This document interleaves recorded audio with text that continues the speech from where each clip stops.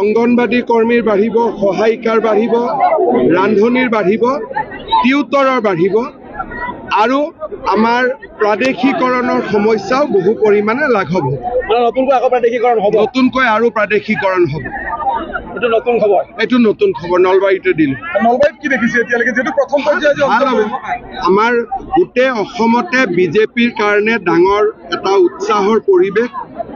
বিধানসভা election ভাল হৈছিলে, লোকসভা তাতকৈ ভাল, পঞ্চায়ত তাতকৈ ভাল হ'ব, বিধানসভা আৰু ভাল। তথাপিও আজি যেহেতু প্ৰথম পৰ্যায়ৰ কেম্পেইনিং শেষ হ'ব, গতিকে প্ৰথম পৰ্যায়ত মই গোটেইখিনি জাগাত গৈ আহিছোঁ, সুন্দৰ পৰিৱেশ। আপুনি আজি কৈছে যে এইবাৰৰ নিৰ্বাচনত ৰাইজে এই ধৰণে মাৰ এটা মাৰিব লাগে, কংগ্ৰেছ উঠিব নোৱাৰে। লুঙি ধুতিৰ চৰকাৰক মাৰি পেলাব লাগে। অৰুণোদয় চৰকাৰক নতুনকৈ চেলাইন, ভিটামিন দি একদম শক্তিশালী কৰিব লাগে। বৰকে চৰ্চা হৈ আছে। কমপ্লিট বুজাই কৈছোঁ, একেটা কথাকে বাৰে বাৰে কৈ থাকিলে ভালো নালাগে। এই কথাখিনি যিহেতু আপুনি শেহতীয়াকৈ এটা নিযুক্তিক লৈ কৰা মন্তব্যক লৈ কংগ্ৰেছে গোচৰ দিম বুলি কৈছে। কংগ্ৰেছে বিপ্লৱ শৰ্মা কমিটিৰ ৰিপৰ্টখন পঢ়া নাই। বিপ্লৱ শৰ্মা কমিটিৰ ৰিপৰ্টত ৰাকেশ পালৰ মাকৰ উদ্ধৃতি দি ৰিপৰ্টত লিখা আছে যে ৰাকেশ পালে কেনেকে ধৰণে ছোৱালীৰ লগত বেয়া কামতো লিপ্ত হ'ব চেষ্টা কৰিছে। এইটো মোৰ কথা নহয়, বিপ্লৱ শৰ্মা কমিটিৰ প্ৰতিবেদনত কংগ্ৰেছ নিৰ্লজ্জ।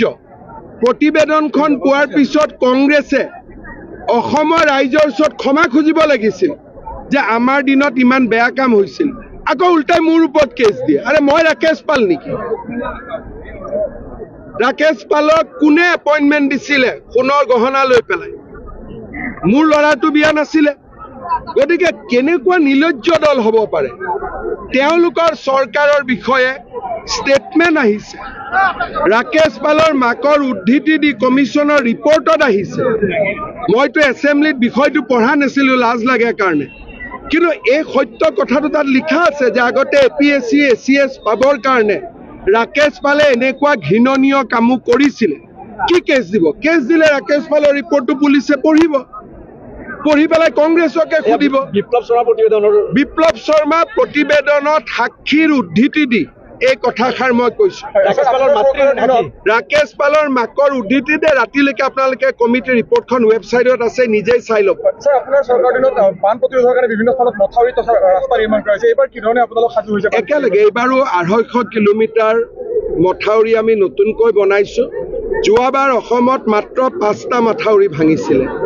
লাহে লাহে মথাউৰি ভঙা সংখ্যাটো কমিছে, কিন্তু নদীৰ কাষত যিবিলাক থাকে, মথাউৰিৰ ইটো পাৰে যিবিলাক থাকে, তেওঁলোকক বানৰ পৰা বচোৱাটো কোনো উপায় নাই। কিন্তু মথাউৰিৰ বাহিৰত যিসকল থাকে তেওঁলোক যোৱাবাৰো বিশেষ আক্ৰান্ত হোৱা নাই। 5 জাগাত মথাউৰি ভাঙিছে। এইবাৰ চেষ্টা হ'ব যাতে মথাউৰি আৰু কম ভাঙে। পাকিস্তানৰ প্ৰসংগটো উল্লেখ কৰিছে। মোদী ডাঙৰীয়াই পাকিস্তানৰ ওপৰতে হওক, সন্ত্ৰাসবাদীৰ ওপৰতে হওক একশ্যন ল'ম বাৰে বাৰে ঘোষণা কৰিছে। মোদী ডাঙৰীয়াক ভগৱানে শক্তি দিয়ক যাতে মোদী ডাঙৰীয়া নিজৰ কামত দেশৰ মাতৃৰ পূজাত সফল হ'ব পাৰে। মহিলা উদ্যমিতা আঁচনিৰ আমি ধনসমূহ অসমত বিতৰণ কৰিম, কিছু জুনত, কিছু জুলাইত। এটা দিনত 2খন কৰি মিটিং কৰিলে 2 × 30 60খন হ'ব।